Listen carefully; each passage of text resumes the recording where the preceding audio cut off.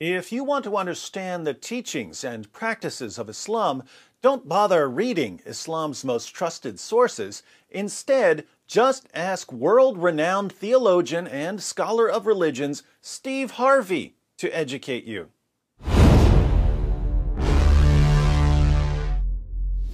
We asked 100 people to say something true about Islam.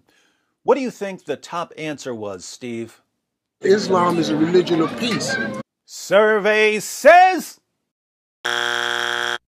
Why do celebrities think that they can say whatever they want about religion or politics or ethics, and that we're supposed to take them seriously? If you don't know anything about calculus, being a famous actor or athlete doesn't mean that you're magically proficient in calculus and that you should tell people about it. And if you went around saying, I think that the integral is love and that the derivative is peace, your fans who don't know anything about calculus might think that you know what you're talking about. But anyone who's actually studied calculus would think that you're a total moron. Similarly, if you've never spent 5 minutes studying Islam at any point in your entire life, why would you talk about it?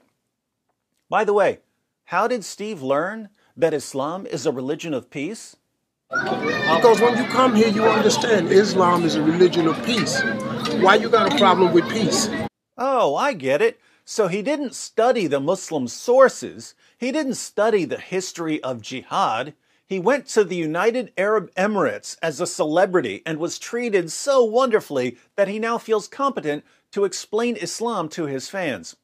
This is a different version of a very common Western method of understanding Islam, namely, I have a friend who's a Muslim and she's very nice, so I can conclude that Islam is a nice religion because my Muslim friend is so nice. Very strange bit of reasoning. Why would you think that the Muslims you talk to in the UAE or your nice Muslim friends are true representatives of Islam, while ISIS jihadis and Al-Qaeda and Boko Haram and the Taliban aren't? Because you like nice Muslims better? Why doesn't it ever occur to celebrities to actually study Islam so that they can speak accurately about it? Or if they don't want to study Islam, no problem, stop talking about it. Why is Islam the only topic in the world where the less you know about it, the better qualified you are to explain it, and the more you want to explain it?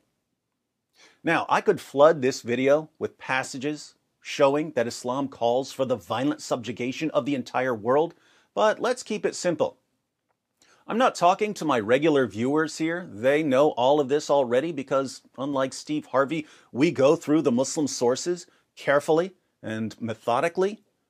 I'm talking to you Steve Harvey fans who may have stumbled upon this video by accident. Consider just a few passages. In Surah 9, verse 29 of the Quran, Allah commands Muslims to fight those who do not believe in Allah. Notice, he doesn't say, fight people who are attacking you. He says, fight those who do not believe. In Islam, believers are treated very differently from unbelievers. Surah 48, verse 29. Muhammad is the messenger of Allah, and those who are with him are severe against disbelievers and merciful among themselves. Severe against whom? Non-Muslims. Merciful towards whom? Only towards fellow Muslims.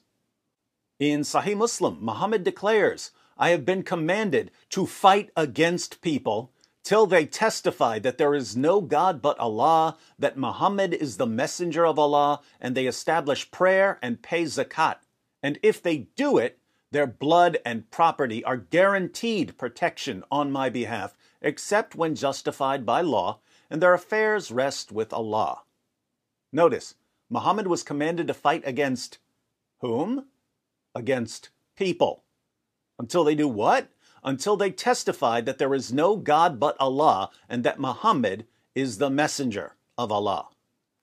Ladies and gentlemen, if I claim to be a prophet and I say that God orders people who follow me to violently subjugate everyone who doesn't follow me, and that we have to keep attacking the people who don't follow me until they follow me, what sense does it make to call my teachings peaceful? What sense would it make to find my nicest follower and say, oh, this follower is so nice, therefore the entire religion is nice? If Islam were really a religion of peace, wouldn't someone be able to show us that it's a religion of peace by accurately quoting Islam's most trusted sources? Doesn't the fact that people like Steve Harvey can only claim that Islam is a religion of peace by becoming insanely stupid when we know they're not that stupid, doesn't this tell us that there's a problem here? Folks, it's simple. If you want to say that there are peaceful, loving Muslims, then say that there are peaceful, loving Muslims. That's a true statement. If you want to instead say something about their ideology, then you really need to learn something about the ideology. Your nice Muslim friend is not, has never been, and never will be an authoritative source on Islamic doctrine or practice.